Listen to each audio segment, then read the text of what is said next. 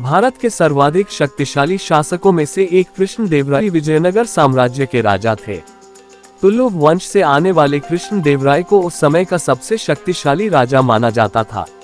इस वंश ने 1505-1570 ईस्वी तक विजयनगर साम्राज्य पर राज किया। विजयनगर का साम्राज्य राजा कृष्णदेवराय के कार्यकाल में भव्यता के शिखर पर पहुंच गया था।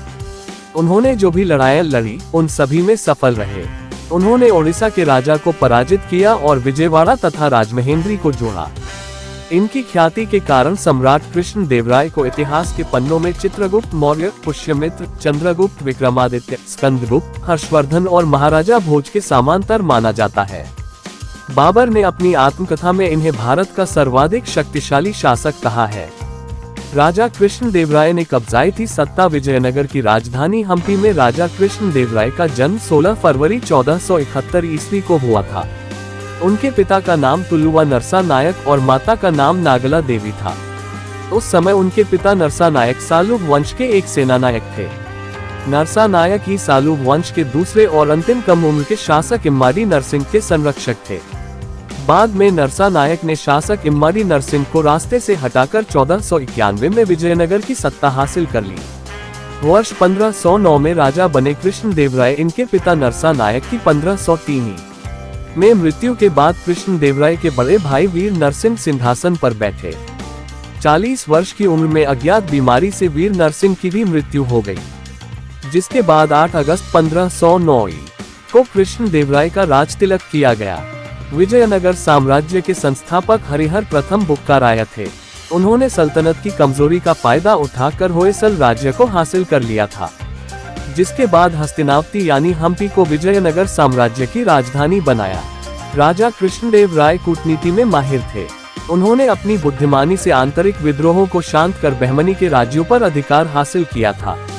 कृष्णदेवराय ने राज संभालने के बाद अपने साम्राज्य का विस्तार अरब सागर से लेकर बंगाल की खाड़ी तक कर लिया था, जिसमें आज के कर्नाटक, तमिलनाडु, आंध्र प्रदेश, केरल, गोवा और ओडिशा प्रदेश आते हैं। महाराजा कृष्णदेवराय के राज्य की सीमाएं पूर्व में विशाखापट्टनम, पश्चिम में कोंकण और दक्षिण में भारतीय प्रायद्वीप के अंतिम छोर तक थी। हिंद महासागर में स्थित कुछ द्वीप भी उनके आधिपत्य में थे। हर क्षेत्र में निपुण थे कृष्णदेवराय। राजा कृष्णदेव ने अपने शासनकाल में कला और साहित्य को भी खूब प्रोत्साहित किया था। वे तेलुगु साहित्य के महान विद्वान थे। कुमार व्यास का कन्नड़ भारत कृष्णदेवराय को समर्पित है।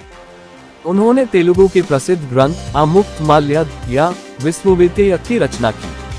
कृष्णदेवराय ने संस्कृत भाषा में एक नाटक जाम्बूति कल्याण की भी रचना की थी। इसके अलावा संस्कृत में उन्होंने परिण्य, सकल कथासार संग्रहम, मदरसा चरित्र, सत्यवधू परिण्य भी लिखा। इनके दरबार को तेलुगु के 8 महान विद्वान एवं कवियों अष्टदिग्गज ने सुशोभित किया। कहा जाता है कि इस काल में तेलुगु साहित्य अपनी पराकाष्ठा तक पहुंच गया था। कृष्णदेव के दरबार में ये कवि साहित्य सभा के 8 स्तंभ माने जाते थे। कृष्णदेवराय को आंध्र भोज भी कहा जाता है। राजा कृष्णदेवराय के दरबार के सबसे प्रमुख सलाहकार थे रामलिंगम यानी तेनालीराम। कृष्णदेवराय का अनुसरण करते हुए ही अकबर ने भी अपने नवरत्नों में बीरबल को रखा था। कृष्णदेवराय ने अपने शासन काल में पश्चिमी देशों के साथ व्यापार को बढ़ावा दिया। उनके पुर्तगालियों के साथ अच्छे संबंध थे, जिनका व्यापार उन दिनों भारत के पश्चिमी तट पर व्यापारिक केंद्रों के रूप में स्थापित हो चुका था। वे न केवल एक महान योद्धा थे, बल्कि वे कला के पारखी और अभिगम्यता के महान संरक्षक भी रहे। उन्होंने अपने व्यक्तित्व, आकर्षण, दयालुता और आदर्श प्रशासन द्वारा लोगों की बहुत मदद की। विजयनगर साम्राज्य का पतन 1529 में कृष्णदेवराय की मृत्यु के साथ शुरू हुआ। ये साम्राज्य 1565 में पूरी तरह समाप्त हो गया, जब आदिल शाही, निजाम शाही, कुतुब शाही और बरीद शाही के संयुक्त प्रयासों द्वारा तालिकोटा में रामराय को पराजित किया गया।